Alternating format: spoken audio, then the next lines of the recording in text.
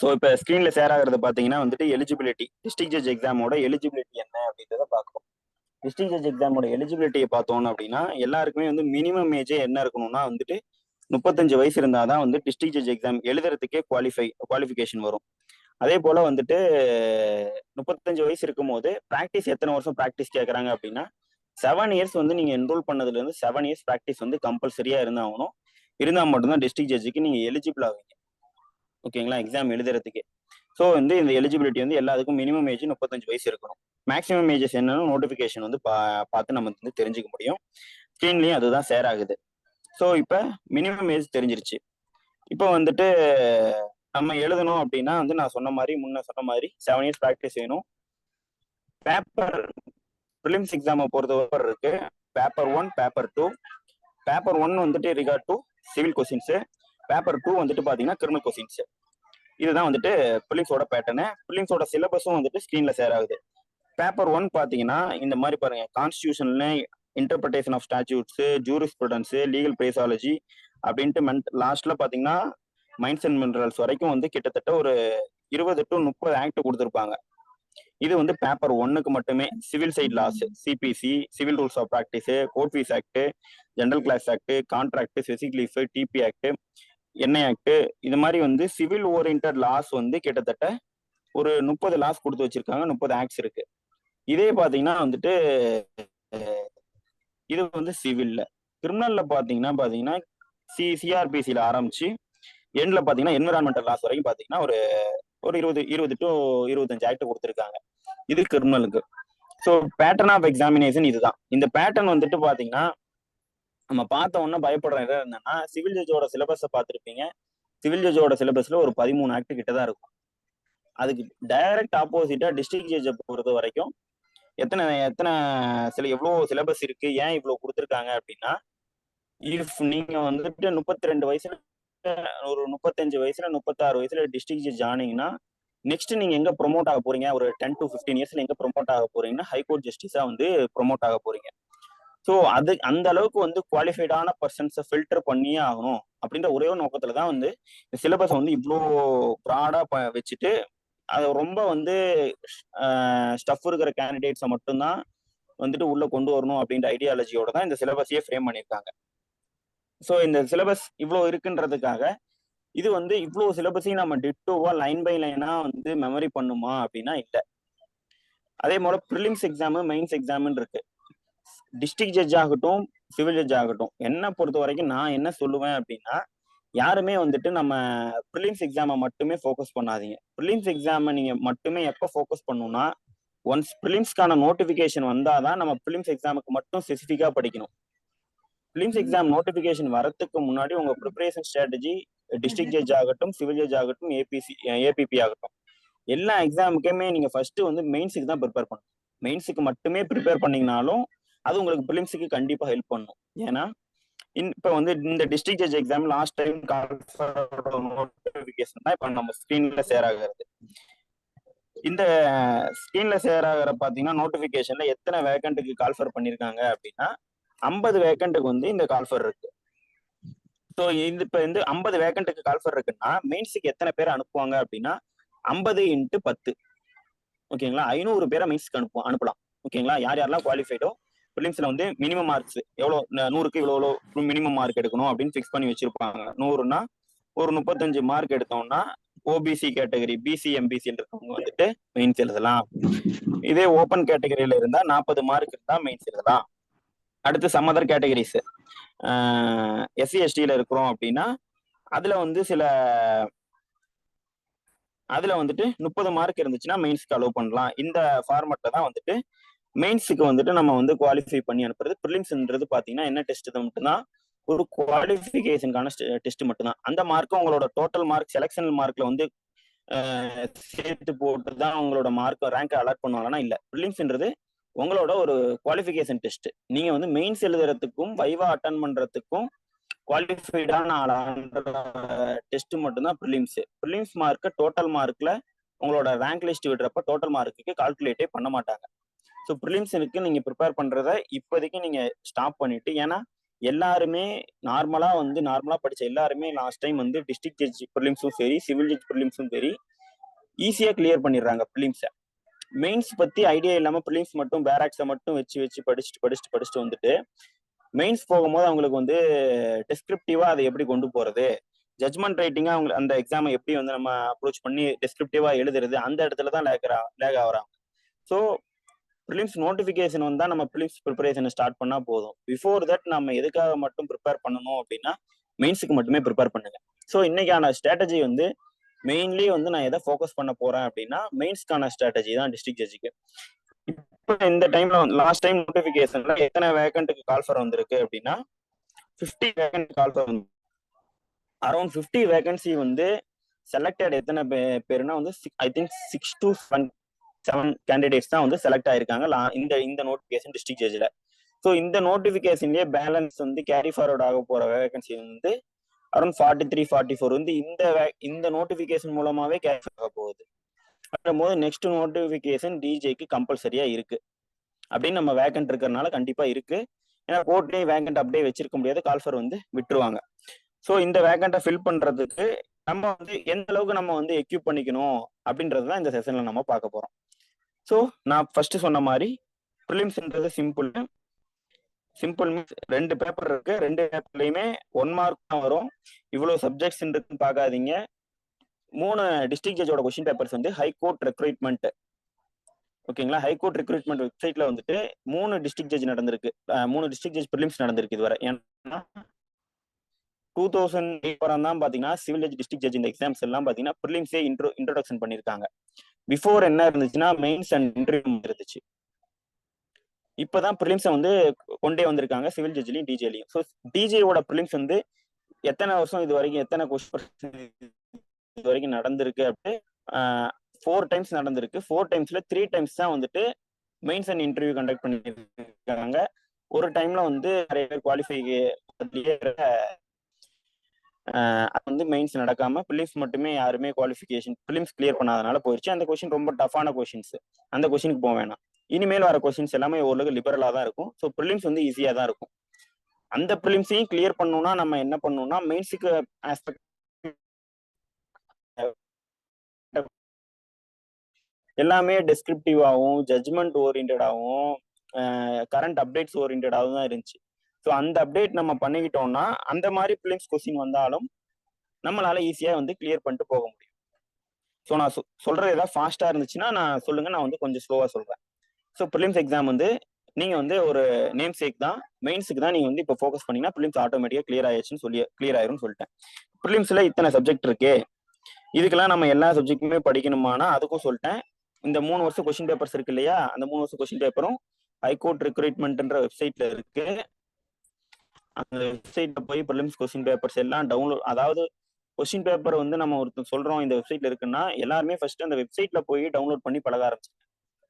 அந்த வெப்சைட்ல போனாதான் வந்து இந்த வெப்சைட்லாம் இருக்கு, இந்த வெப்சைட்ல நம்மளுக்கு படிக்கிறதுக்கான சோர்சஸ் இருக்குன்னு தெரியும். மத்தவங்க கிட்ட கேட்டு கொஸ்டின் பேப்பர் அனுப்ப சொல்லி டவுன்லோட் பண்ணி அனுப்ப சொல்லி நம்ம படிக்கிறத விட்டு நம்மளோட ஓன் இன்ட்ரெஸ்ட்ல ஒரு வெப்சைட்குள்ள போயிட்டு அந்த கொஸ்டின் பேப்பரை தேடி கண்டுபிடிச்சி எடுத்து டவுன்லோட் பண்ணி பிரிண்ட் போட்டு படிச்சோம்னா தான் அதோட அந்த எஃபோர்ட்னால தான் நம்மளுக்கு படிக்க தோணுமே ஒழிய யாரோ ஒருத்தர் சென்ட் பண்ற கொஸ்டினை வச்சு நம்ம வந்து படிச்சுக்கலாம் அப்படின்ற தாட்டுக்கு யாருமே வராதிங்க. ஸோ ஹைகோர்ட் ரெக்ரூட்மெண்ட் வெப்சைட்ல first district judge prelims question பேப்பர்ஸை ப்ரீவியஸ் இயர் கொஸ்டின் பேப்பர்ஸை டவுன்லோட் பண்ணிக்கோங்க. டவுன்லோட் பண்ணிட்டு எல்லா கொஸ்டின்ஸையும் லைன் பை லைனா படிச்சு அது எப்படி கேட்டிருக்காங்கன்னு பாருங்க. அப்படி அந்த அனலைஸ் பண்ணினாலே தெரியும். ஒன்று, அது ரெகுலரா கோர்ட்ல யூஸ் பண்ற ஏரியால இருந்து கொஸ்டின் வரும் ப்ரிலிம்ஸ்லயும் சரி. அடுத்தது ரெகுலரா வந்து சுப்ரீம் கோர்ட்லயும் மெட்ராஸ் ஹைகோர்ட்லயும் எந்தெந்த கேசஸ்லாம் ஏதாவது ரீசெண்ட் அப்டேட்ஸ் ஏதாவது சைட் ஆகுது, புதுசா ஏதாவது லேண்ட்மார்க்கா சொல்றாங்க, ஆல்ரெடி செட்டில்டு பொசிஷன் ஒன்று சொல்லியிருப்பாங்க ஒரு லா ரிலேட்டடா, அந்த செட்டில்டு பொசிஷனை திரும்ப வந்து ரீஇட்ரேட் பண்றாங்க. அந்த மாதிரி கரண்ட் அப்டேட்ஸ் ஓரியன்டான கொஸ்டின்ஸ் நீங்க ரெகுலரா வந்து ஜேர்னல்ஸ் வந்து இருக்கு இல்லையா, சிவில் சைட்ல கரண்ட் தமிழ்நாடு கேசஸ். அடுத்தது நான் வந்து டிஸ்ட்ரிக்ட் ஜட்ஜ் லெவலுக்காக சொல்றேன், சிவில் ஜட்ஜ் லெவலுக்கு சொல்லல. சிவில் ஜட்ஜ் படிக்கிறவங்களும் ஜேர்னல்ஸ் படிக்கலாம், யூஸ்ஃபுல்லா தான் இருக்கும். ஜட்ஜ்மெண்ட் ரைட்டிங் அப்ப உங்களுக்கு கண்டிப்பா ஹெல்ப் பண்ணும். டிஸ்ட்ரிக்ட் ஜட்ஜ்னா கண்டிப்பா வந்து ஜேர்னல்ஸ் ஃபாலோ பண்ணியே ஆகணும். அது மட்டுமே உங்களை வந்து கிளியர் பண்ண வைக்கிறதுக்கும் சான்ஸ் இருக்கு ஜேர்னல்ஸ் ஃபாலோ பண்ணாலே. ஏன்னா வந்து அந்த அளவுக்கு வந்து ஜட்ஜ்மெண்ட் பேஸ்டா வந்து ரீசெண்ட் அப்டேட்ஸ் தான் அவங்க தெரிஞ்சு வச்சிருக்கோமா, அடுத்து செட்டில்டு பொசிஷன்ஸ் நம்ம தெரிஞ்சு வச்சிருக்கோமா, அதை தான் அவங்க செக் பண்றாங்களே ஒழிய நம்ம வந்து ஜஸ்ட் மெமரைஸ் பண்ணிட்டோம். இதெல்லாம் நம்ம அந்த கெப்பாசிட்டி அவங்க செக் பண்ற, நம்ம வந்து அப்டேட்டடா இருக்குமா, கொஞ்சம் ப்ராக்டிக்கலா ஏதாவது தெரிஞ்சு வச்சிருக்கோமான்றத அவங்க செக் பண்றாங்க. ஏன்னா நம்ம அடுத்து போக போற ஸ்டேஜ் வந்து அடுத்த 10 to 15 இயர்ஸ்ல ஹைகோர்ட் ஜஸ்டிஸ் ஆக போறோம். ஸோ இதுதான் வந்து பிலிம்ஸ்க்கான ஸ்ட்ராட்டஜி. மெயின்ஸ்க்கான ஸ்ட்ராட்டஜி தான் நான் வந்து மெயினா இந்த இடத்துல நான் சொல்லணும்னு நினைச்சேன். மெயின்ஸுக்கு வந்துட்டு ஸ்கிரீன்ல ஷேர் ஆகுது பாருங்க, 4 பேப்பர் இருக்கு. ஒவ்வொரு பேப்பருக்குமே பாத்தீங்கன்னா 75 மார்க். ஸோ மெயின்ஸோட டோட்டல் மார்க் 4 பேப்பர் 4 × 75 300 மார்க்குக்கு மெயின்ஸ் நடக்குது. ஓகேங்களா? 300 மார்க் மெயின்ஸ்ல பாத்தீங்கன்னா ஃபர்ஸ்ட் லா பேப்பர் 1ன்னு கொடுத்துருக்காங்க. லா பேப்பர் 1க்கு என்ன பேட்டர்னா, இப்ப பிலிம்ஸ்க்கான லா பேப்பர் 1 பார்த்தோம் இல்லையா, சிவில் ஓரியன்டட் சப்ஜெக்ட்ஸ்லாம் இருக்கும்னு சொன்னோம்ல, அந்த சிவில் ஓரியன்டட் சப்ஜெக்ட்ஸ்ல இருந்து உங்களுக்கு வந்து தியரியா கொஸ்டின் டெஸ்கிரிப்டிவா எழுதுற மாதிரி கொஸ்டின்ஸ் கேட்பாங்க. இந்த டெஸ்கிரிப்டிவ் கொஸ்டினும் எப்படி இருக்கும் அப்படின்னா ப்ராப்ளம் ஓரியன்டா இருக்கும்.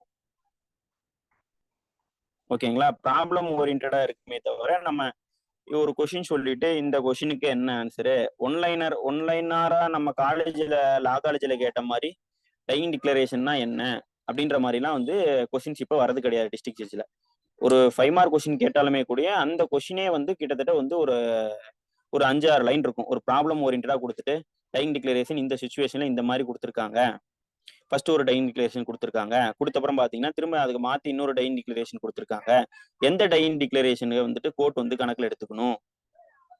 ஃபர்ஸ்ட் டையிங் டிக்ளரேஷன் பாத்தீங்கன்னா வந்துட்டு ஒரு ஜுடிஷியல் மேஜிஸ்ட்ரேட்டை கொடுத்துருக்காங்க, ரெண்டாவது டையிங் டிக்ளரேஷன் டாக்டரை கொடுத்துருக்காங்க, எந்த டையிங் டிக்ளரேஷனுக்கு வேலிடிட்டி அதிகம்.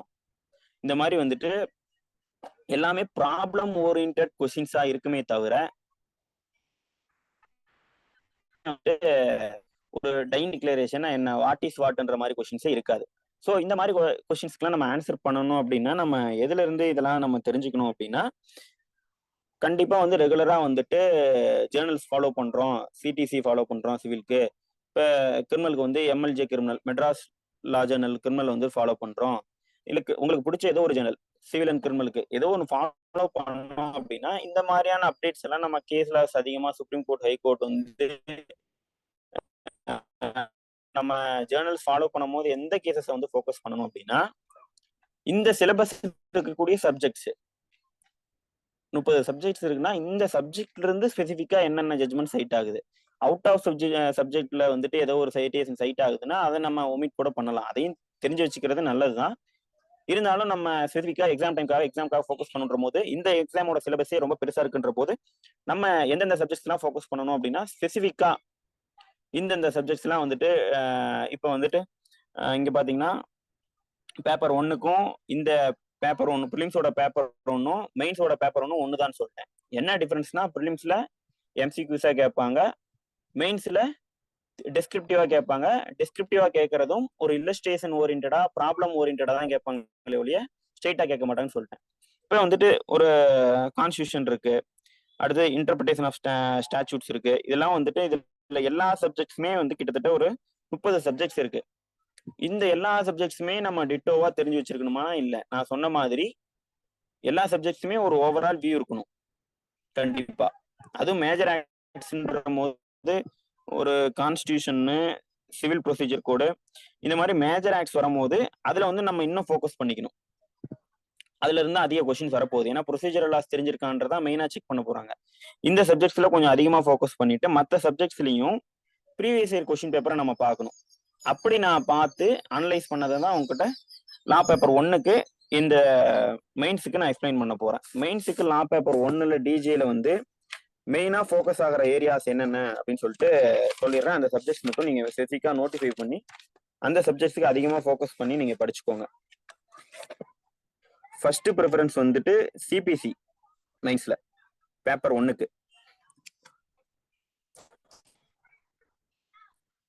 லா பேப்பர் 1க்கு ஃபர்ஸ்ட் சிபிசி பார்த்துக்கோங்க. நான் ஃபாஸ்டா சொல்றேன், நோட் பண்ணிக்கோங்க. 2 கான்ஸ்டியூஷன். இப்ப ஒரு இயர் கொஸ்டின் இருக்குன்னா ஒரு ஒரு ஒரு 30 மார்க் 75 கொஸ்டின் இருக்கு, 75 மார்க் இருக்குன்னா கிட்டத்தட்ட ஒரு 25 to 30 மார்க் சிபிசில இருந்து மட்டுமே வருது 75 மார்க்ல. இப்ப இவ்வளவு பெரிய சிலபஸ் இருக்கக்கூடிய இவ்வளவு பெரிய டாபிக்ல இருந்து 75 மார்க் கேட்கறாங்க மெயின்ஸ்ல. பிலிம்ஸ் எக்ஸாம்ல பேப்பர் மெயின்ஸ் எக்ஸாம்ல பேப்பர் 1 லா பேப்பர் 1ல. ஆனா அதுல இந்த ஒரு சப்ஜெக்ட் சிபிசியை படிச்சோம்னா 25 to 30 மார்க் நம்மளால வாங்க முடியும். ஸோ அதனால நீங்க என்ன ஃபோக்கஸ் பண்ணணும் அப்படின்னா, எது ப்ரீவியஸ் இயர் கொஸ்டின் பேப்பரை நான் இப்போ அனலைஸ் பண்ணி சொல்றது மாதிரி நீங்களும் வந்துட்டு ப்ரீவியஸ் இயர் கொஸ்டின் பேப்பரை செல்ஃபாவே எடுத்துட்டு எந்தெந்த சப்ஜெக்ட்ஸ் வந்து கொஸ்டின்ஸ் ஓவரா அதிகமா கேட்கறாங்க அந்த சப்ஜெக்ட்ஸ் எல்லாம் தரவு பண்ணிக்கோங்க. அந்த சப்ஜெக்ட்ஸ்ல சைட் ஆகிற ஜட்மெண்ட்ஸை இன்னும் நல்லா தரவு பண்ணிக்கோங்க. ஓகேங்களா? ஸோ சிபிசில இருந்து ரொம்ப நிறைய கொஸ்டின்ஸ் வருது. அடுத்தது specific relief act, Indian contract act, transfer of property act, constitution, arbitration and conciliation act,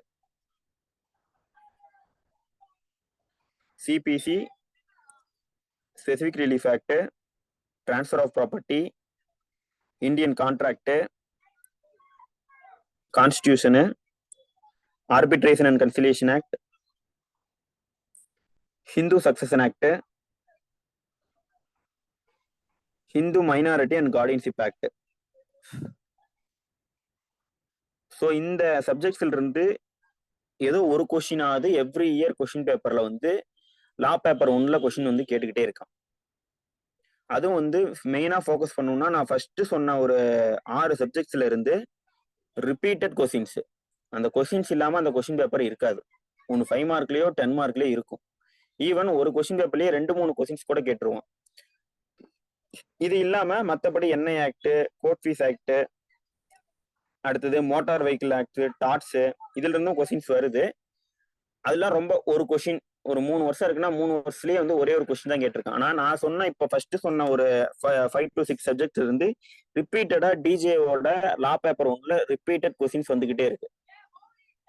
so இந்த சப்ஜெக்ட்ஸை நீங்க ஃபோக்கஸ் பண்ணி மெயினா சிபிசியை ஃபோக்கஸ் பண்ணீங்கன்னா அரௌண்ட் வந்து 75க்கு அரௌண்ட் ஒரு 75க்கு நம்ம எவ்வளவு மார்க் எடுக்க முடியும்னா ஒரு 25 to 30 மார்க் எடுக்க முடியும். ஓகேங்களா?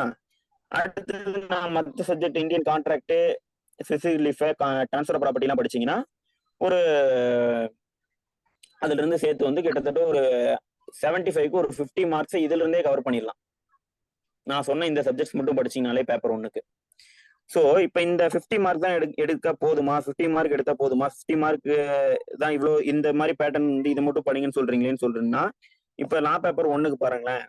லா பேப்பர் 1க்கு ஸ்கிரீன்ல ஷேர் ஆகுது பாருங்க. Maximum mark 75. ஓப்பன் கேட்டகரிக்கு எவ்வளவு மார்க் எடுத்தா வந்து வைவாக்கு அனுப்புவாங்க அப்படின்னா ஒரு 33.75, ஒரு 34ன்னு வச்சுக்கலாம். 34 மார்க்ஸ் எடுத்தோம் அப்படின்னா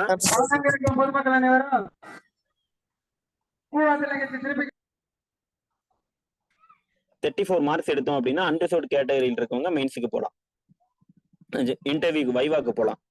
அதே மாதிரி ஓபிசியில பிசி எம்பிசியில இருக்கவங்க 30 மார்க்ஸ் எடுத்தாலே வைவாக்கு போக முடியும். எஸ்சி எஸ்டியில இருக்கவங்க 26.25 எடுத்தா கூட வைவாக்கு போக முடியும்.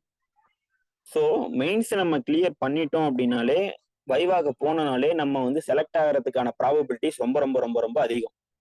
ஸோ 75க்கு நான் சொல்லிட்டேன் 25 மார்க்ஸே சிபிசில இருந்து வந்துகிட்டு இருக்குன்னு சொல்லிட்டேன் எவ்ரி இயர்.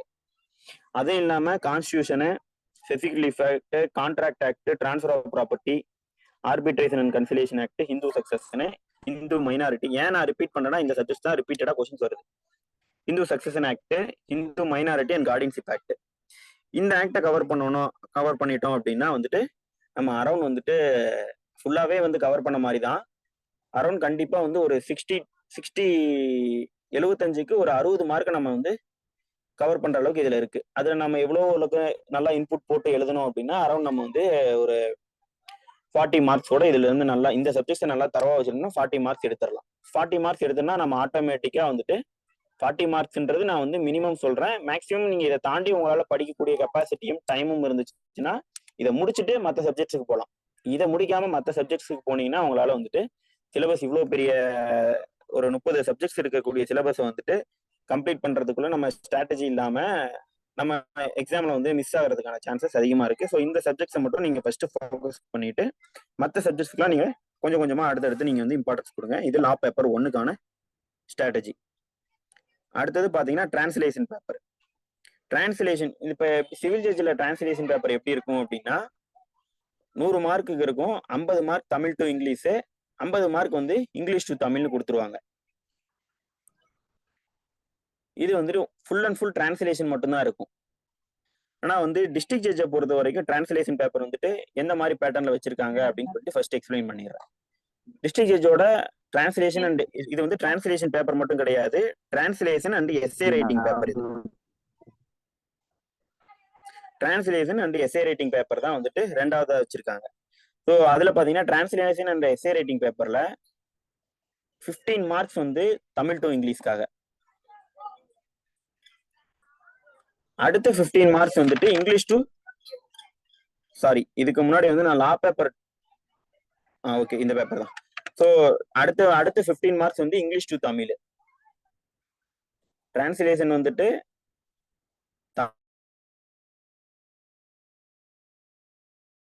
அலாட் பண்ணிருக்காங்க அப்படின்னா வந்து 30 மார்க் அலாட் பண்ணிருக்காங்க. மீதி இருக்கக்கூடிய மார்க்ஸ் வந்து 45 மார்க்ஸ் இருக்குது. 75ல 30 மார்க் வந்து டிரான்ஸ்லேஷனுக்கு போயிடுச்சு. மீதி 45 மார்க் எதுக்கு வருது அப்படின்னா பாத்தீங்கன்னா எஸ்ஏ ரைட்டிங்னு சொல்லிட்டு ஒரு 5 கொஸ்டின் எஸ்ஏவா எழுத சொல்றாங்க. அந்த 5 கொஸ்டின்ஸ் எப்படி வருது அப்படின்னா மோஸ்ட்லி லீகல் கரண்ட் அஃபேர்ஸ் இல்லைன்னா ஜென்ரல் கரண்ட் அஃபேர்ஸ். ஓகேங்களா? So first Tamil to English, English to Tamil translation 30 மார்க்குக்கு 15 மார்க் கொஸ்டின். அடுத்தது ஒரு 45 மார்க், ஒரு கொஸ்டினுக்கு 9 மார்க், 5 கொஸ்டின் எழுத சொல்றாங்க. 9 45 மார்க் பாத்தீங்கன்னா எஸ்ஏ ரைட்டிங் கேக்குறாங்க. 9 மார்க் கொஸ்டின் எல்லாமே. அந்த எஸ்ஏ ரைட்டிங் என்ன டாபிக் அப்படின்னா ஜென்ரல் டாபிக். ஜென்ரல் டாபிக்னா எப்படின்னா வந்துட்டு நீங்க ஏன் வந்து ஜட்ஜாக ஆசைப்படுறீங்கன்னு ஒரு கொஸ்டின் வச்சிருக்காங்க ஒரு பேப்பர்ல. நீங்க என்ன சேஞ்சஸ் வந்து ஜட்ஜ் ஆயிட்டு டிஸ்ட்ரிக்ட் ஜட்ஜ் ஆயிட்டு என்ன சேஞ்சஸ் வந்து ஜுடிஷியரியில ஏற்படுத்த போறீங்க, நீங்க ஏன் ஜட்ஜ் ஆகணும்னு ஆசைப்படுறீங்க, அந்த மாதிரி வந்து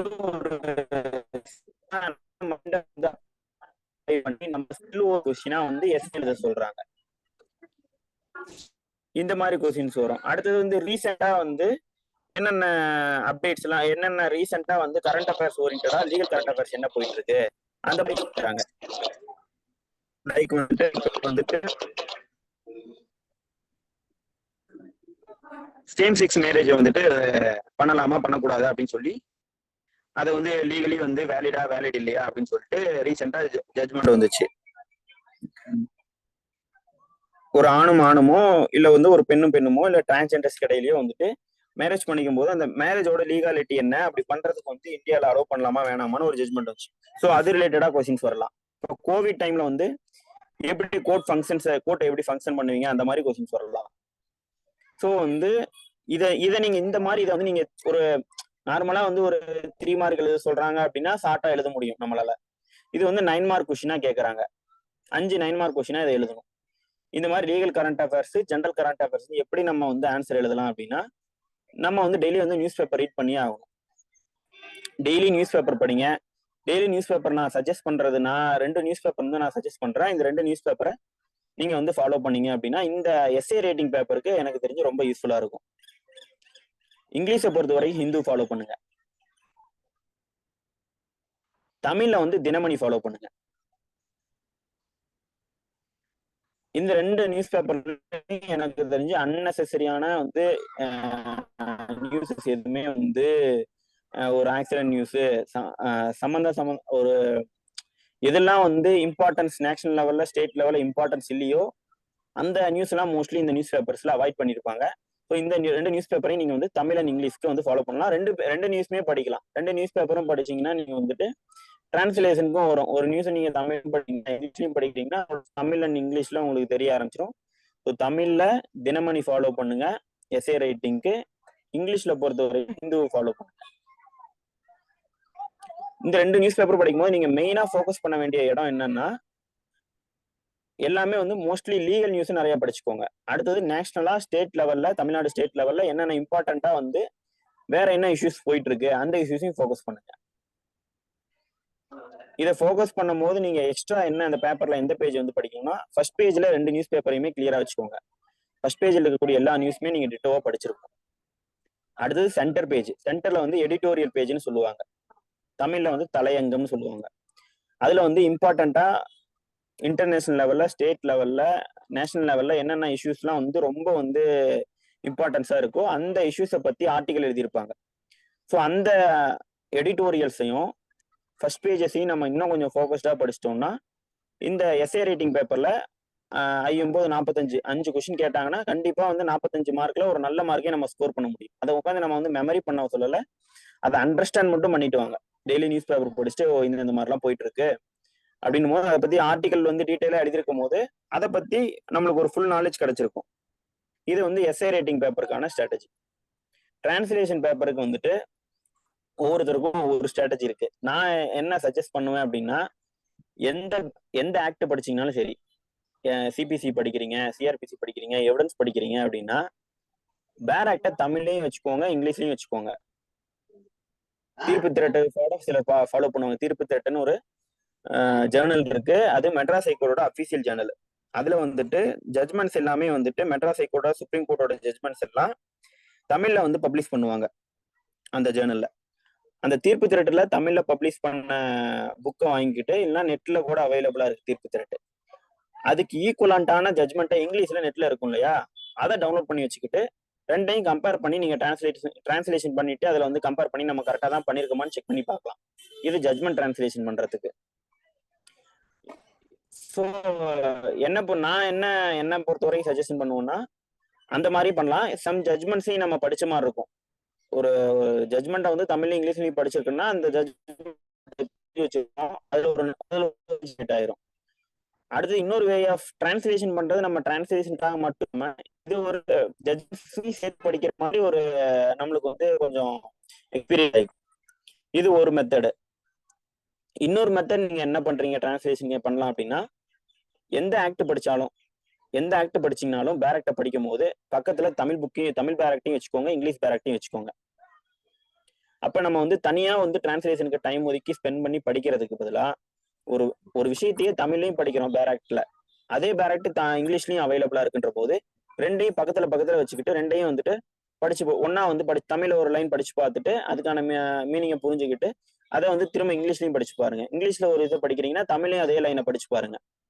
ஸோ லீகல் வேர்ட்ஸ் யாரெல்லாம் வந்து தமிழ் இங்கிலீஷ்ல வந்து நான் ரெண்டுலையுமே வந்துட்டு வெர்சடைலா இல்லை, எனக்கு வந்து தமிழ் தான் நல்லா தெரியும், ஒரு சிலர் இங்கிலீஷ் தான் நல்லா தெரியுன்ற போது இந்த மாதிரி நம்ம ரெண்டு இதுலையும் படிக்கும் போது ஒரு சப்ஜெக்ட் 2 டைம் படிச்ச மாதிரி ஆச்சு. இன்னொரு விஷயம் என்னன்னா, நம்மளுக்கு டிரான்ஸ்லேஷன் பேப்பருக்கு தனியா டைமே ஸ்பெண்ட் பண்ண தேவையில்ல. ஸோ இந்த மெத்தடை அடாப்ட் பண்ணிக்கோங்க. இது வந்து ஒரு நல்ல மெத்தட். இதை யாருக்கெல்லாம் வந்து இது கொஞ்சம் சூட்டபிளா இருக்கோ அவங்க வந்து இந்த மெத்தடை அடாப்ட் பண்ணிக்கலாம். அடுத்து ப்ரீவியஸ் இயர் வேற ஏதாவது ஒர்க் அவுட் பண்ணணும், டிரான்ஸ்லேஷனுக்கு அதிக டைம் ஸ்பெண்ட் பண்ணணும்னு இன்னும் டைம் கொடுக்கணும் எனக்கு பத்தாதுன்னு நினைக்கிறவங்க வேணா ப்ரீவியஸ் இயர் கொஸ்டின் பேப்பர்ல இருக்கக்கூடிய டிரான்ஸ்லேஷன் அந்த ஏற்கனவே கேட்டதை ஒர்க் அவுட் பண்ணி பார்த்து நம்ம செக் பண்ணிக்கலாம். நம்ம ஓனா படிக்கிற போது தமிழ் இங்கிலீஷ் பேராக்ட் ரெண்டையுமே படிங்க. ஒரு ஜட்மெண்ட் படிக்கிறீங்கன்னா தீர்ப்பு திரட்டுல ஒரு ஜட்மெண்ட்டை படிக்கிறீங்க, தமிழ்ல படிக்கிறீங்க, அதை இங்கிலீஷ்லயும் படிங்க. இது வந்து டிரான்ஸ்லேஷன் பேப்பருக்கான ஒரு மெத்தடு. தமிழ் பேராக்ட் வந்துட்டு எல்லா வெப்சைட்லயுமே எல்லா இந்தியா கோட்னு ஒரு வெப்சைட் இருக்கு சார். தமிழ் பேராக்ட்ஸ் வந்து official Indian gazette government of India வந்து வெளியிட்ட கெசட் பப்ளிகேஷன்ஸ் எல்லாம் இந்தியா கோட்னு ஒரு வெப்சைட்ல இருக்கு. அந்த இதுல பாத்தீங்கன்னா எல்லா சப்ஜெக்ட்ஸ்க்குமே இருக்காது. இந்தியா கோட் போயிட்டு அதுல மெனு காலம் இருக்கும். மெனு காலம்ல போயிட்டு ரீஜினல் லாங்குவேஜ்னு டச் பண்ணீங்க அப்படின்னா இந்தியா கோட் INDIA CODE அதுல போனீங்கன்னா தமிழ் பேராக்ஸ் நிறைய இருக்கும். அது வந்து ரொம்ப ரொம்ப நாளுக்கு முன்னாடி பப்ளிஷ் பண்ண பேராக்ஸ் எல்லாமே தமிழ்ல. அது வந்து சில அமெண்ட்மெண்ட்ஸ் எல்லாம் இல்லாம இருக்கும். நீங்க அமெண்ட்மெண்ட்ஸ் ஆனா சேர்த்து பாத்துக்கணும். இஃப் வெப்சைட் வேணும்னா அந்த வெப்சைட் இருக்கு. மற்றபடி நீங்க புக் ஷாப் எந்த லா புக் ஷாப்புக்கு போனீங்கனாலுமே தமிழ் பேராக்டும் இங்கிலீஷ் பேராக்டும் எல்லா புக் ஷாப்லயுமே அவைலபிளா இருக்கும். அதை நீங்க ஃபாலோ பண்ணிக்கோங்க. இது வந்து டிரான்ஸ்லேஷன் பேப்பருக்கு அண்ட் எஸ்ஏ ரைட்டிங் பேப்பருக்கு டிஜேக்கு. நான் டிஜே முடிச்சுட்டு ஏபிபி சொல்றேன், கொஞ்சம் எல்லாரும் வெயிட் பண்ணிக்கோங்க. ஏன்னா நான் டிஜே சொல்ல போறதும் ஏபிபி சொல்ல போறதும் கிட்டத்தட்ட சிமிலர் தான். எல்லாத்துலயுமே நான் வந்து எல்லாரையும் கம்பேர் பண்றது ஒரே விஷயம் என்னன்னா, ஸ்ட்ராட்டஜின்றது ஒண்ணுமே கிடையாது. இதுக்கு முன்னாடி இருந்த எக்ஸாம்ஸ் எல்லாம் எப்படி இருந்துச்சு, ப்ரிலிம்ஸ் எக்ஸாம் மெயின்ஸ் எக்ஸாம் எப்படி இருந்துச்சு, அந்த இதுதான் நம்மளுக்கு கைட் பண்ற சோர்சஸ். எதுல இருந்து எவ்வளவு வெயிட்டேஜ் இருக்கு, எந்தெந்த மாதிரியான கொஸ்டின்ஸ் கேட்கறாங்க ஜட்மெண்ட் ரைட்டிங்லயும் லா பேப்பர்ஸ்லயும். இதுதான் நம்ம இதை ஃபோக்கஸ் பண்ணோம்னா நம்ம கிளியரா அடிச்சிடலாம். இது லா இது வந்து translation paper, S A writing paper சொல்லிட்டேன். அடுத்து தேர்டா என்ன இருக்குன்னா லா பேப்பர் 2 இருக்கு. லா பேப்பர் 2ன்றது என்னது, அப்படியே டிட்டோவா ப்ரிலிம்ஸ் எக்ஸாம் டிஜே ப்ரிலிம்ஸ்ல பேப்பர் 2வா என்ன இருக்கோ அதுதான் வந்துட்டு லா பேப்பர் 2க்கு வரும் மெயின்ஸுக்கு. லா பேப்பர் 2வோட மெயின்ஸ்ன்றது அதே 75 மார்க்குக்கு லா பேப்பர் 1 மாதிரியே ப்ராப்ளம் அண்ட் இல்லஸ்ட்ரேட்டிவ் கொஸ்டின்ஸ் கேட்பாங்க. டைரக்ட் கொஸ்டின் வாட் இஸ் வாட்னு இருக்காது. ஓகேங்களா? நான் முன்ன சொன்ன மாதிரி டைன் டிக்ளரேஷனா, டைன் டிக்ளரேஷனை பத்தி அதோட எவிடன்சரி வேல்யூ பத்தி டிஸ்கஸ் பண்ண சொல்லுவாங்க. இல்ல 112 ஆஃப் எவிடன்ஸ் ஆக்ட்ல வந்து லெஜிட்டிமேசி ஆஃப் சைல்ட பத்தி அதுல நோ ஆக்சஸ்ன்ற வேர்டு இருக்கு. நோ ஆக்சஸ்ன்ற வேர்டு பாத்தீங்கன்னா டிஎன்ஏ டெஸ்ட்னு வருமா அந்த நோ ஆக்சஸ்ன்ற வேர்டுக்குள்ள. லெஜிட்டிமேசி ஆஃப் சைல்டு அந்த கன்க்ளூசிவ் ப்ரூஃபை வந்து ரிபட் பண்றதுக்கு, நோ ஆக்சஸ்ன்றதை இன்டர்பிரட் பண்றதுக்கு டிஎன்ஏ டெஸ்ட் கொடுக்கலாமா வேண்டாமா, அந்த மாதிரி இதுவும் ப்ராப்ளம் ஓரியன்டட் தான். இந்த பேப்பருக்கும் நம்ம வந்துட்டு நிறைய சப்ஜெக்ட்ஸ் இருக்கு. பேப்பர் 2க்கும் பாத்தீங்கன்னா மெயின்ஸ் எக்ஸாமினேஷன்ல கிட்டத்தட்ட ஒரு 25 சப்ஜெக்ட்ஸ் இருக்கு. இதுலயும் இவ்வளோ கம்ப்ளீட் பண்ணாதான் நம்ம பண்ண முடியுமான்னா தேவையில்லை. இதுக்கும் நான் வந்து ஸ்பெசிஃபிக்கா சில சப்ஜெக்ட்ஸ் சொல்றேன், அந்த சப்ஜெக்ட்ஸை ஃபோக்கஸ் பண்ணுங்க. அதை ஃபோக்கஸ் பண்ணீங்க அப்படின்னா நம்ம வந்து இந்த பேப்பர் லா பேப்பர் 2வையும் வந்து மெயின்ஸ் டிஜே மெயின்ஸ்ல ஈஸியா வந்து நம்மளால கிளியர் பண்ண முடியும். ஸோ பேப்பர் 2க்கு வந்து நம்ம அதிகமான கொஸ்டின்ஸ் எந்தெந்த ஏரியால இருந்து கேட்கறாங்க அப்படின்னா சிஆர்பிசில இருந்து ரொம்ப ரொம்ப அதிகமான கொஸ்டின்ஸ் வருது. கிட்டத்தட்ட ஒரு அரௌண்ட் 30 to 40 மார்க்ஸை வந்து நீங்க எடுக்க முடியும். சில கொஸ்டின் பேப்பர்ஸ்லாம் 40 மார்க்ஸ் கிட்ட வந்து சிஆர்பிசியை மட்டும் படிச்சுட்டே எடுக்க முடியும் 7 out of 75. ஸோ சிஆர்பிசி வந்து ரொம்ப ரொம்ப வெயிட்டேஜ் கொடுத்து படிக்கணும். அடுத்தது எவிடன்ஸ். சிஆர்பிசி எவிடன்ஸையும் நீங்க தரவா வச்சிருக்கீங்க, அடுத்து ஐபிசி, இந்த 3 சப்ஜெக்ட்ஸையும் தரவா வச்சிட்டீங்க அப்படின்னா எப்படி வச்சிருக்கணும்னா மியர் பேராக்ஸ் மட்டும் பத்தாது. இதுக்கு முன்னாடி வந்து சைட்டான சுப்ரீம் கோர்ட் அண்ட் மெட்ராஸ் ஹைகோர்ட்டோட ஜட்மெண்ட்ஸ் நிறைய படிச்சு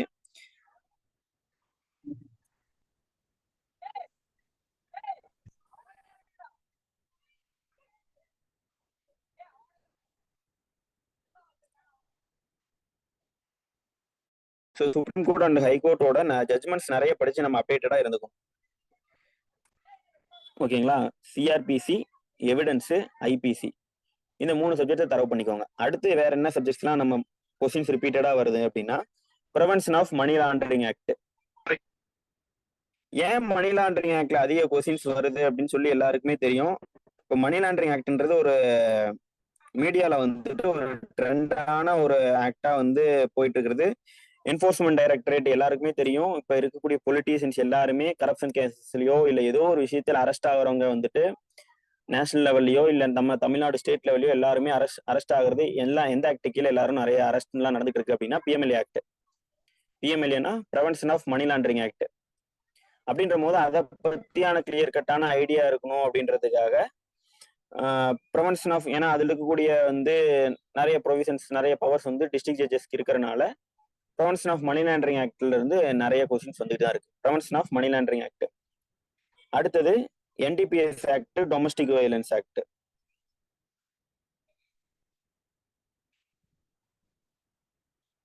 இது இல்லாம மீதி என்னென்ன ஆக்ட்ஸ் எல்லாம் வந்து கொஸ்டின்ஸ் வருது அப்படின்னா prevention of corruption act,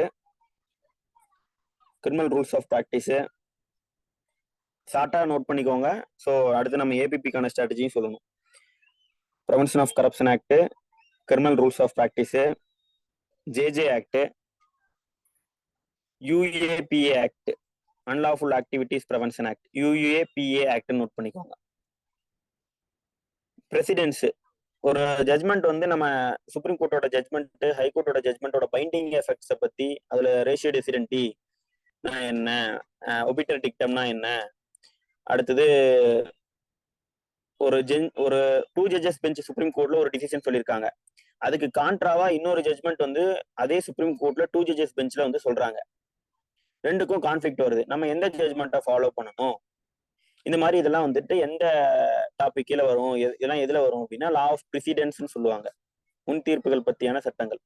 so அந்த அந்த லாஸ்லாம் நம்ம தெரிஞ்சு வச்சுக்கணும். லா ஆஃப் பிரசிடென்ஸ், அடுத்தது PO act, probation of offenders act. So மேஜரா கவர் பண்ண அரசு சார் ஆடியோ கிளியரா இருக்குங்களா?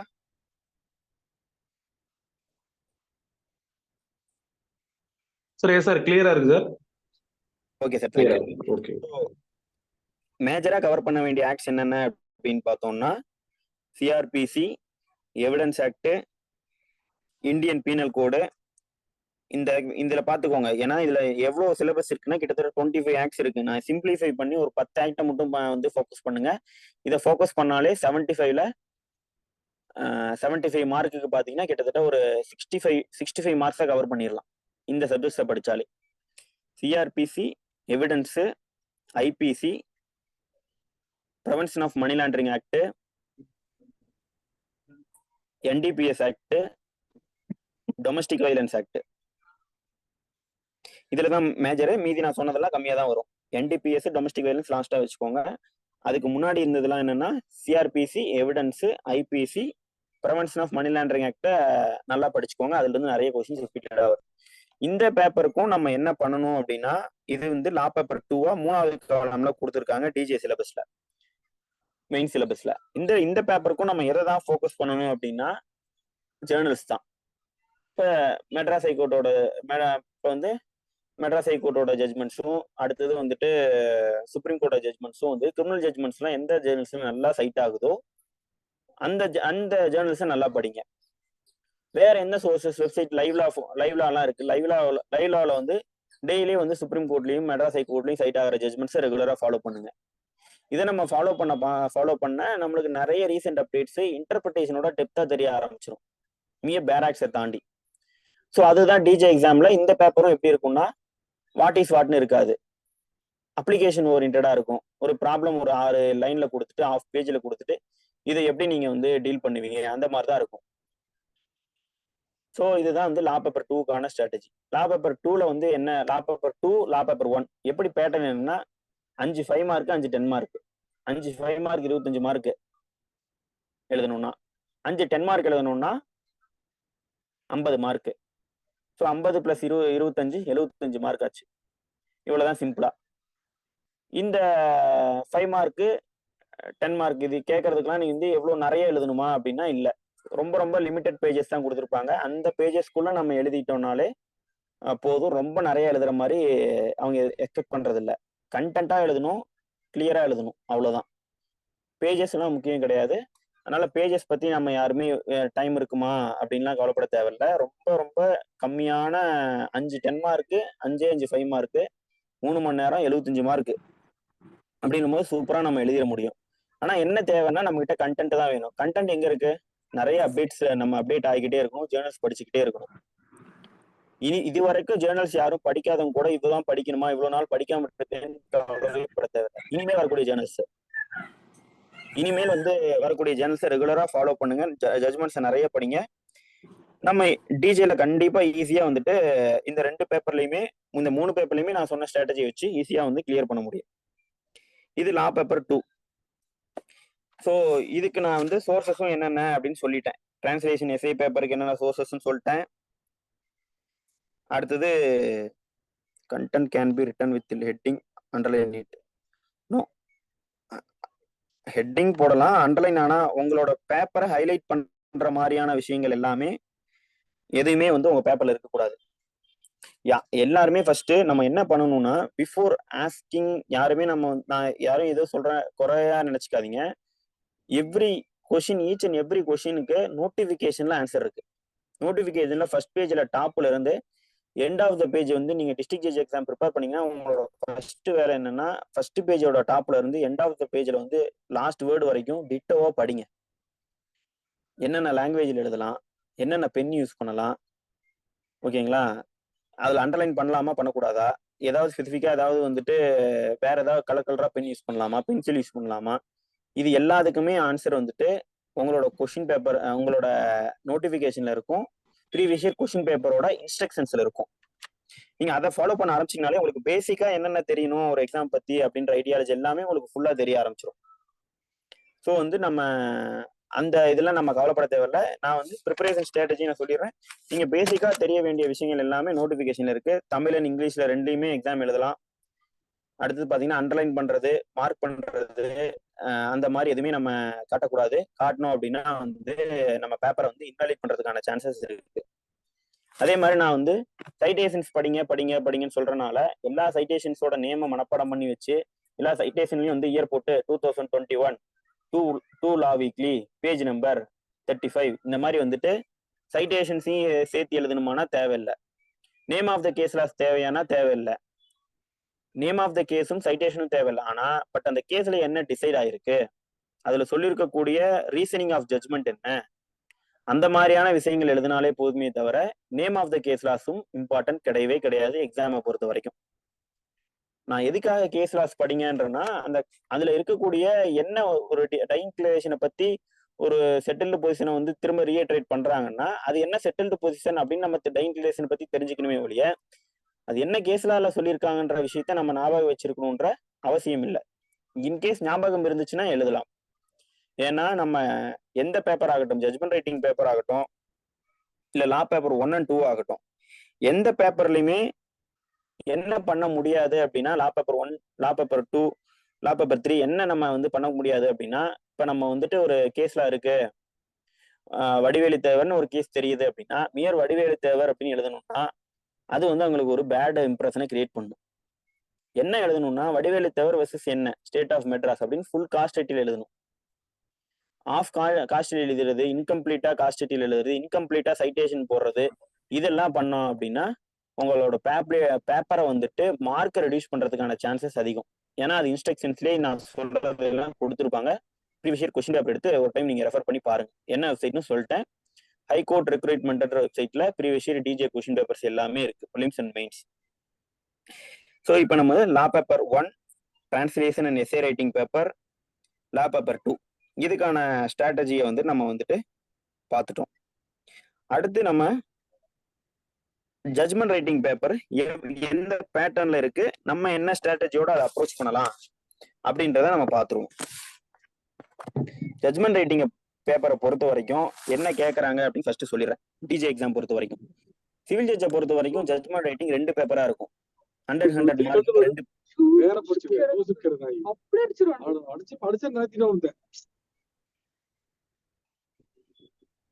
ஜட்ஜ்மெண்ட் ரைட்டிங் பேப்பரை பொறுத்த வரைக்கும் 2 பேப்பர் இருக்கும் சிவில் ஜட்ஜில். 2 பேப்பர்ல எப்படி வந்து கொஸ்டின்ஸ் வருது அப்படின்னா, ஜட்ஜ்மெண்ட் ரைட்டிங்ல பொறுத்த வரைக்கும் சிவில்ல 4, கிரிமினல்ல 4. சிவில் ஜட்ஜ்மெண்ட் ரைட்டிங் பேப்பர்ல 100 மார்க்குக்கு 4 கொஸ்டின் கேட்டு ஒரு கொஸ்டினுக்கு 25 மார்க், 4 × 25 100 மார்க். இது civil judgement writing. Criminal judgement ரைட்டிங்க்கு 4 கொஸ்டின்ஸ் சார்ஜஸ் ஃப்ரேம் பண்ண சொல்லி ஜட்ஜ்மெண்ட் எழுத சொல்றாங்க. 4 கொஸ்டின்ஸ் ஒரு 100 மார்க். ஸோ இதுதான் வந்து சிவில் ஜட்ஜோட பேட்டர்ன். கிரிமினல் ஜட்ஜ்மெண்ட் ரைட்டிங் பேப்பரை பொறுத்த வரைக்கும் இது ரெண்டுமே வந்து சிவில் ஜட்ஜுக்கான இது. இதே டிஜேவோட ஜட்ஜ்மெண்ட் ரைட்டிங் பேப்பர் கொடுத்துருக்காங்க இல்லையா, அந்த டிஜேவோட ஜட்ஜ்மெண்ட் ரைட்டிங் பேப்பரோட பேட்டர்ன் என்ன அப்படின்னா ஒரே ஒரு பேப்பர் தான், டோட்டல் மார்க் 75 மார்க். எல்லா பேப்பருக்குமே 75 மாதிரி, ஜட்ஜ்மெண்ட் ரைட்டிங் பேப்பருக்கும் 75 மார்க். ஒரு சிவில் ஜட்ஜ்மெண்ட் ரைட்டிங், ஒரு கிரிமினல் ஜட்ஜ்மெண்ட் ரைட்டிங், ஒரு ஜட்ஜ்மெண்ட்டுக்கு 20 மார்க். ஒரு ஜட்ஜ்மெண்ட்டுக்கு சார்ஜஸ் ஃப்ரேம் பண்ணி கிரிமினல் ஜட்ஜ்மெண்ட் எழுதுறோம் அப்படின்னா 20 மார்க். ஒரு சிவில் ஜட்ஜ்மெண்ட்டுக்கு இஷ்யூஸ் ஃப்ரேம் பண்ணி சிவில் ஜட்ஜ்மெண்ட் எழுதுறோம் அப்படின்னா 20 மார்க். 2 20 40 மார்க். ஒரு கிரிமினல் ஜட்ஜ்மெண்ட், ஒரு சிவில் ஜட்ஜ்மெண்ட், 20 20 40 மார்க் ஆச்சு. அடுத்தது சிவில்ல 2 இன்டரிம் அப்ளிகேஷன்ஸ், 2 ஐஏக்கு ஆர்டர் எழுதணும். அவங்களே கொடுத்துருவாங்க ஐஏ பெட்டிஷன் என்ன, கவுண்டர் என்ன, அவங்க என்ன ஆர்கியூ பண்ணாங்க, கொடுத்துட்டு இன்டரிம் ஆர்டர் எழுதுங்க அப்படிம்பாங்க. ஓகேங்களா? என்ன இன்டரிம் ஆர்டர்ஸ், எந்தெந்த மாதிரிலாம் இன்டரிம் ஆர்டர்ஸ் வரும் அப்படின்னு நான் சொல்லிடுறேன். ஸோ 2 இன்டரிம் ஆர்டர்ஸ் எழுதுற மாதிரி இருக்கும். ஒரு இன்டரிம் ஆர்டருக்கு 10 மார்க், 2 இன்டரிம் ஆர்டர்னா 20 மார்க். ஜட்ஜ்மெண்ட் ஒவ்வொன்றுக்கும், சிவில் ஜட்ஜ்மெண்ட் ஒவ்வொன்றுக்கும் 20 மார்க்கு, கிரிமினல் ஜட்ஜ்மெண்ட்டுக்கு 20 மார்க், 40 மார்க் ஆச்சு. அடுத்து சிவில்ல இன்டரிம் ஆர்டர்ஸ் எழுதுறோம். அதுல 2 கொஸ்டின் கொடுத்துட்டு 10 மார்க். இப்ப இன்ட்ரி மாடர்ஸ்க்கு 20 மார்க் டோட்டலா ரெண்டு கொஸ்டினா கேட்பாங்க.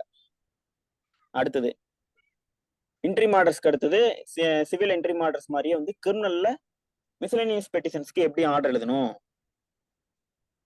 ஓகேங்களா? இப்ப மிஸ்லேனியஸ் பெட்டிஷன்ஸ் என்னென்ன மாதிரி கேட்கறாங்க அப்படின்றதையும் நான் சொல்லிடுறேன். கிரிமினல் மிஸ்லேனியஸ் அப்ளிகேஷன்ஸ்க்கு எப்படி வந்துட்டு பெட்டிஷன்ஸ்க்கு எப்படி வந்து நம்ம ஆர்டர் எழுதணும் அப்படின்றதையும் வந்துட்டு 2 கொஸ்டின் கேட்டு 2 கொஸ்டினுக்கும் 10 மார்க் கேட்கறாங்க.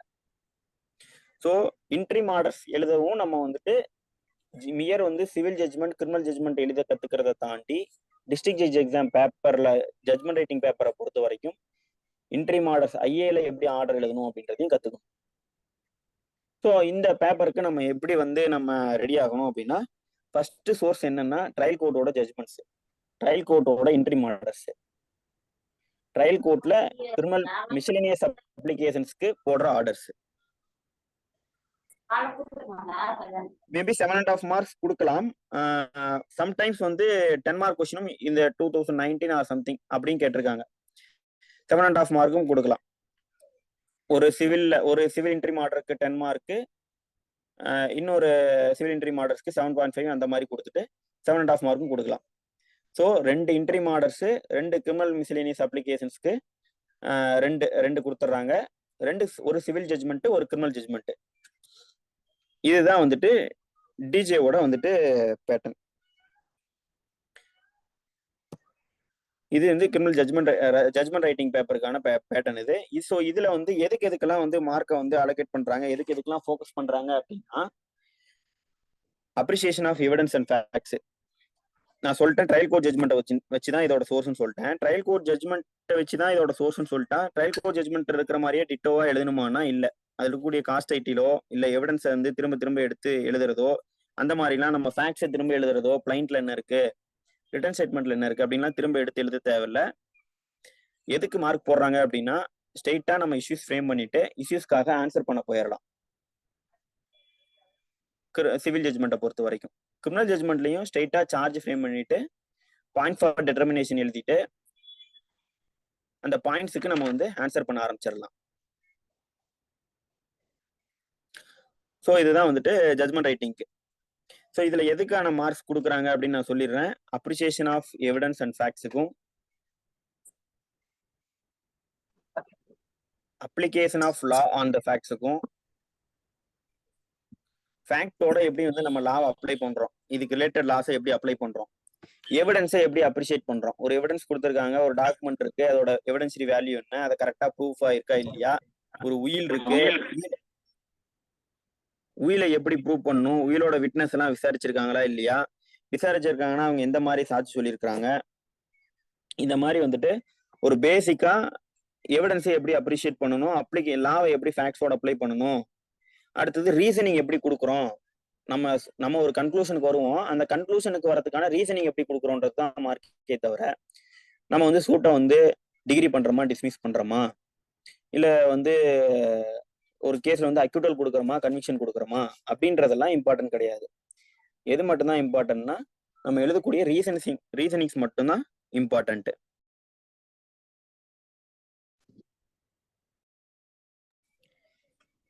ஓகேங்களா? அடுத்தது இது பேட்டர்ன் சொல்லிட்டேன். அதே மாதிரி ஒரு சம்டைம்ஸ் வந்துட்டு இந்த எப்படி வந்து கிரிமினல்ல மிஸ்லேனியஸ் அப்ளிகேஷன்ஸ் கேட்கறாங்க, சிவில்ல இன்ட்ரி மாடர்ஸ் கேட்கறாங்க, அந்த மாதிரி சொல்றணும். சம்டைம்ஸ் ஏதோ ரேரஸ்ட் கேசஸ்ல இது நம்ம வந்து டிஸ்ட்ரிக்ட் ஜட்ஜ்ன்றது நம்ம செஷன் ஜட்ஜாவும் ஃபங்க்ஷன் ஆகணும், அப்பலட் கோர்ட் ஜட்ஜா ஃபங்க்ஷன் ஆகிற சூழ்நிலை வரும். அப்படின்ற போது நம்மளுக்கு வந்துட்டு செஷன்ஸ் கோர்ட்டுக்கு இருக்கக்கூடிய ரிவிஷன் பவரை என்டர்டைன் பண்ற மாதிரி கொஸ்டின்ஸ் வரலாம். அப்பீல் பவரை கிரிமினல் அப்பீல் பவரை என்டர்டைன் பண்ற மாதிரியும் கொஸ்டின் வரலாம். அப்பீல் ஜட்ஜ்மெண்ட்டும் சம்டைம்ஸ் ரேரா எழுத சொல்றாங்க.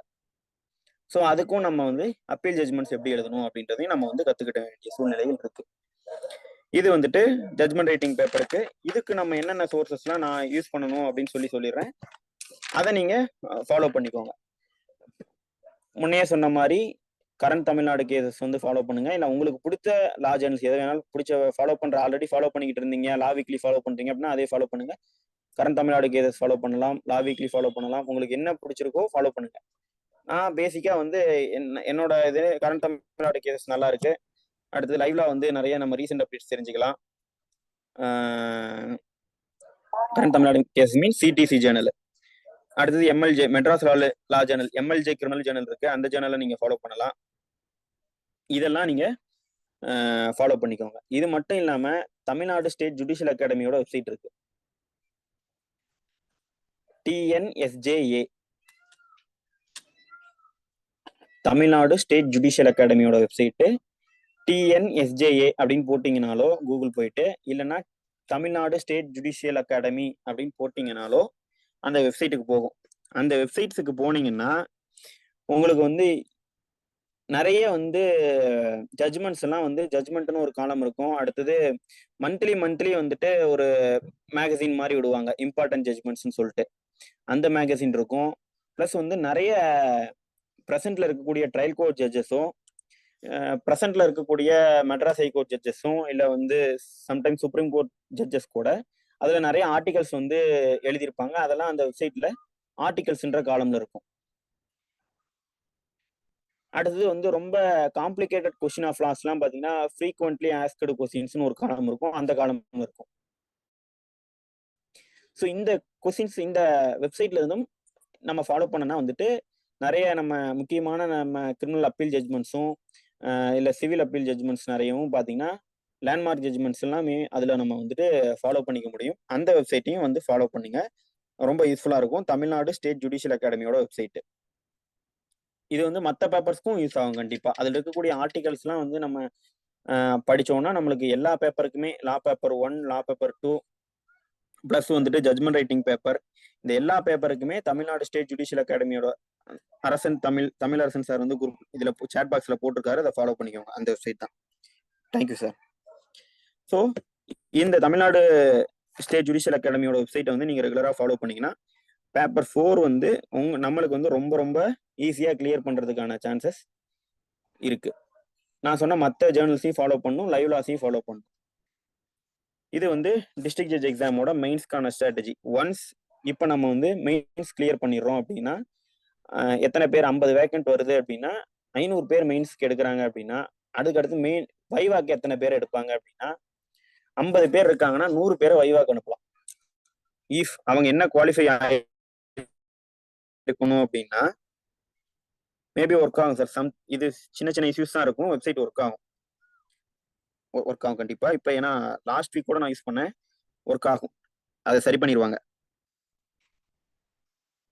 அடுத்தது இந்த ஒவ்வொரு பேப்பர்லயும் நான் சொல்லிட்டேன் எவ்வளோ மார்க் எடுத்தா குவாலிஃபிகேஷனுக்கான மார்க்னு சொல்லிட்டு 33, 30, 26 இந்த ரேஞ்சில் மார்க் எடுத்தாலே 70 சொல்லிட்டேன். அப்ப இந்த ரேஞ்சில் மார்க் யாரெல்லாம் எடுத்துருக்காங்களோ அவங்க எல்லாரையும் கிடையாது, அவங்கள ஃபர்ஸ்ட் 50 வேக்கன்ட் இருக்குன்னா ஃபர்ஸ்ட் ஒரு 100 பேரை இல்லைன்னா 150 பேரை 1:2 ஆர் 1:3 இந்த ரேஷியோ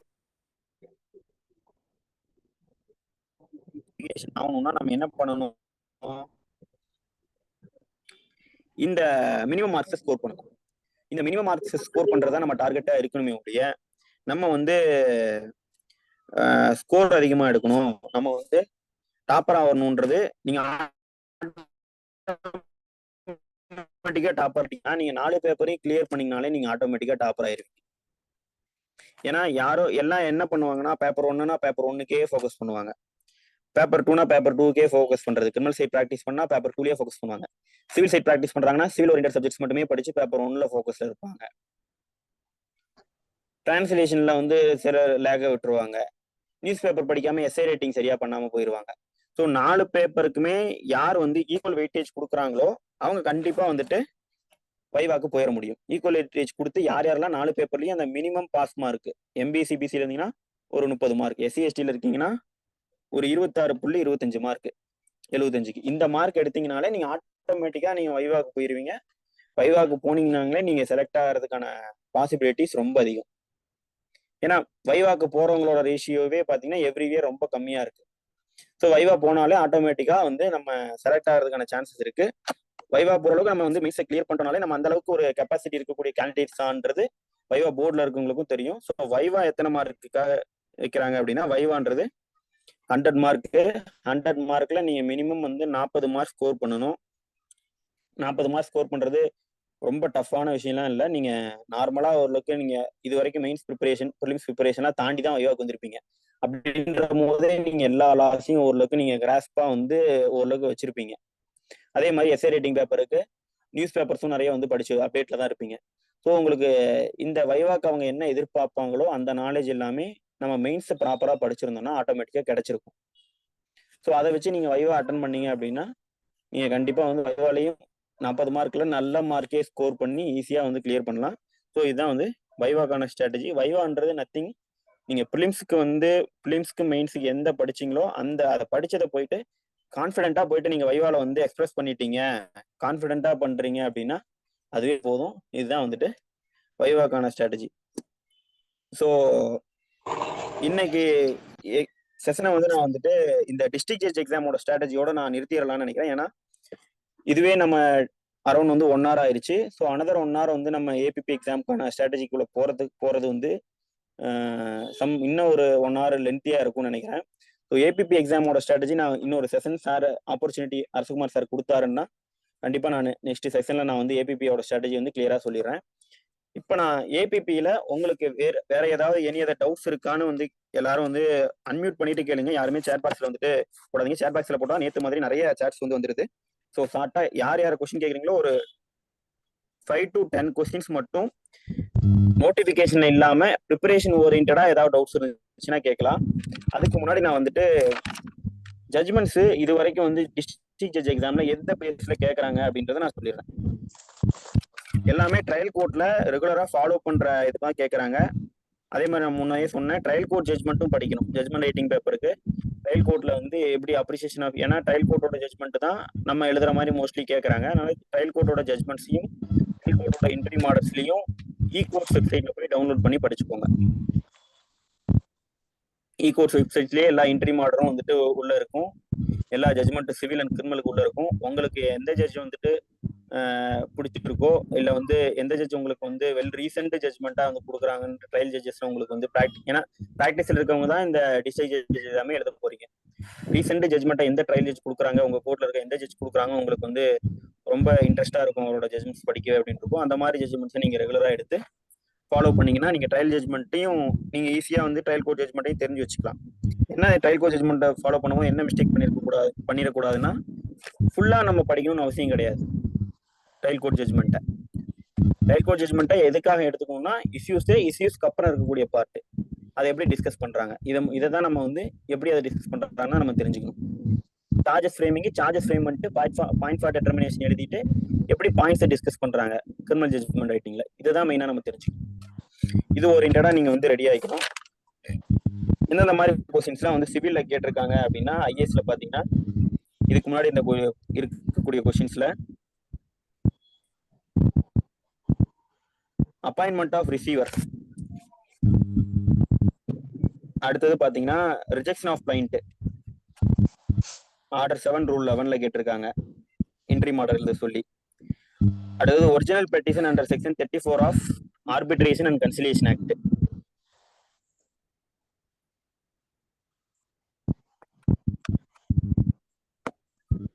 அடுத்தது இன்டரிம் மேண்டேட்டரி இன்ஜங்ஷன், அடுத்தது இன்டரிம் மேண்டேட்டரி இன்ஜங்ஷன்.